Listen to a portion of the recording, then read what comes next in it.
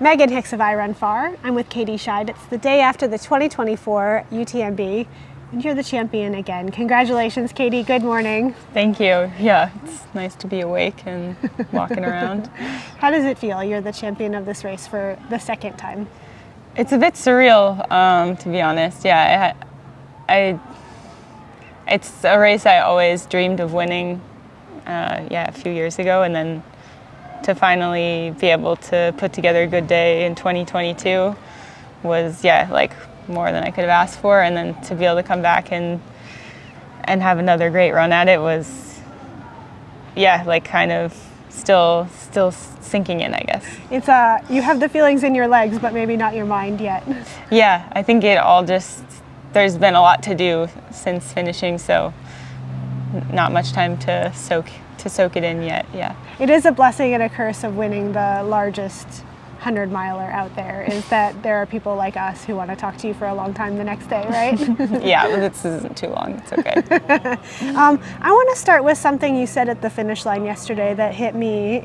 You said that in 2022 you were nervous about going out fast, like you didn't know if you'd be able to stick it, but this year you had a different sense of confidence that in your ability to run. Will you tell us a little more about that? Yeah, there was a lot going on just before the start in 2022, where I was had to move houses because we had a COVID case in our house, and there was just a lot going on emotionally and also logistically, and I kind of got to the start line just sort of all right, I honestly was kind of convinced I had COVID, and then I was gonna, I had done COVID tests, but I still didn't believe them and thought it for was sure. gonna happen in Champex-Lac or in but it did for my partner, so I wasn't far off. Yeah. But so I kind of just was okay, let's just go for it, and sort of just this mindset of well, I don't really care, it's probably not going to work anyway. And then when I was running quite fast, everyone was sort of concerned for me. I could feel that feeling from other people. Going too fast? Yeah, possibly? Because I hadn't done, my previous two UTMBs had not been that fast. Yeah. And I guess I hadn't shown a performance at that level before. So I think people were a bit oh, maybe you should be a little bit more conservative.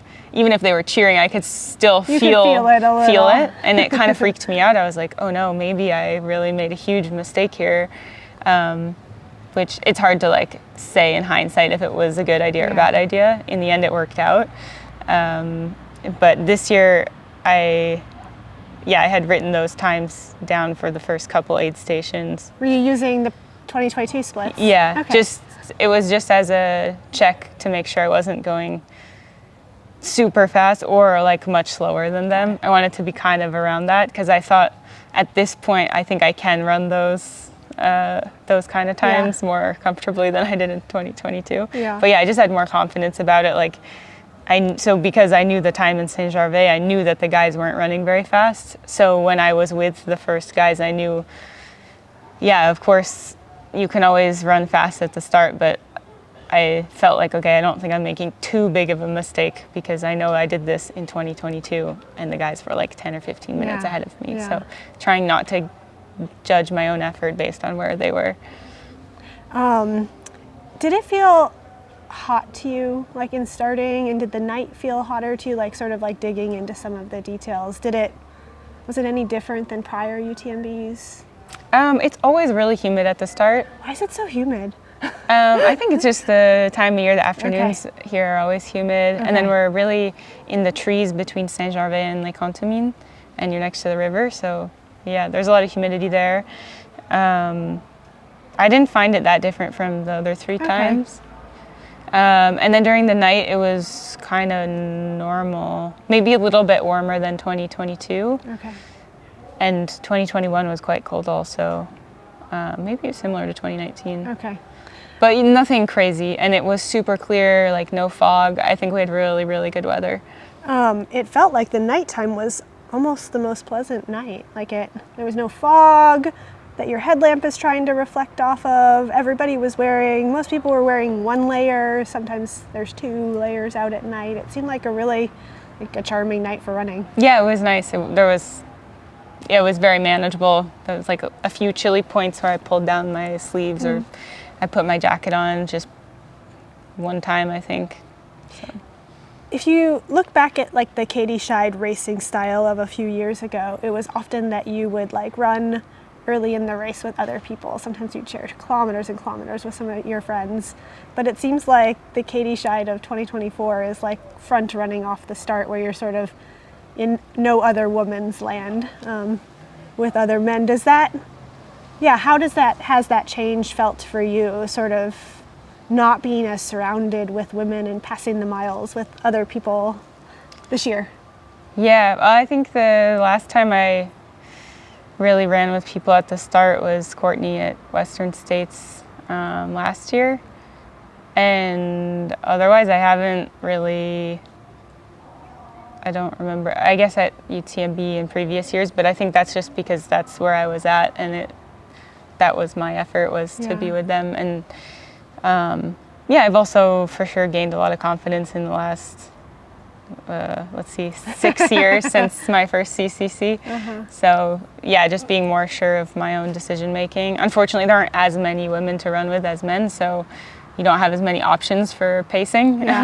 So at this point, it's actually great because I do know most of the men in the field, and can speak to some of the French guys. So I feel like I have a lot of options for people to run with. Even if I don't want to talk, it's nice to like know you could say something. Or you have the company of somebody even if you're not talking. Yeah.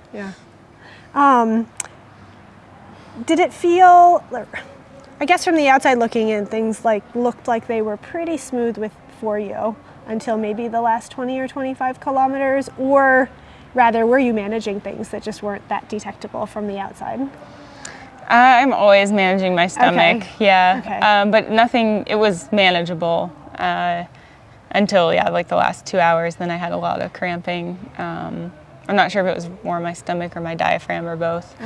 But yeah, that was really hard. That's basically what took you out. That's what was holding me back in the last couple hours. Was it like cramps or just like bonking, no energy, or? It was really, really intense stomach cramps, I had to stop a few times to try to breathe because I wasn't sure why I couldn't inhale very deeply.